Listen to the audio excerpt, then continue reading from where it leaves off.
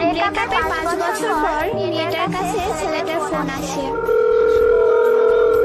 Hello, কে বলছেন? জানতাম তুমি আমাকে চিনতে পারবে না। কে আপনি? তোমার সেই পাগল যে তোমাকে পাগলের মতো ভালোবাসতো। ও আপনি তো ফোন দিয়েছেন কেন? আমি ফোন রাখলাম। একটু দাঁড়াও প্লিজ, একটু কথা বলবো। আমি অপরিচিত কারোর সাথে কথা বলি না। একটা সময় তো অনেক পরিচিত ভাবতে আমাকে। কালকে তোমার বিয়ে, তাই না? শুনেছেন যখন, তাহলে আবার বলছেন কেন? তোমার মুখ থেকে শুনতে চাই। ঠিকই শুনছেন, কালকে আমার বিয়ে।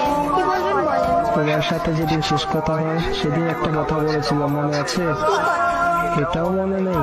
বলেছিলাম যেদিন তোমার বিয়ে হবে সেদিন এই দুনিয়া থেকে হারিয়ে যাবে। শুধু শুধু পাগলামি করবেন না। সত্যি আমার কপালটা একবারেই খারাপ। ভেবেছিলাম আমার মুখে কথা শুনে বলবে তুমি কি ভেবেছো, তুমি মরে গেলে আমি বেঁচে থাকবো, কিন্তু ভুল ভেবেছিলাম। তুমি তো আমাকে ভালোবাসোনি কোনোদিন।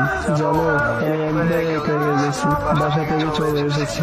আমি থাকলে নাকি সবার সমস্যা হয়। এমন ভাবে কথা বলছেন কেন? বিষ খেয়েছি তো, তাই এমন একটু কষ্ট হচ্ছে। সমস্যা না, একটু পরে নিশ্চুপ হয়ে যাবো।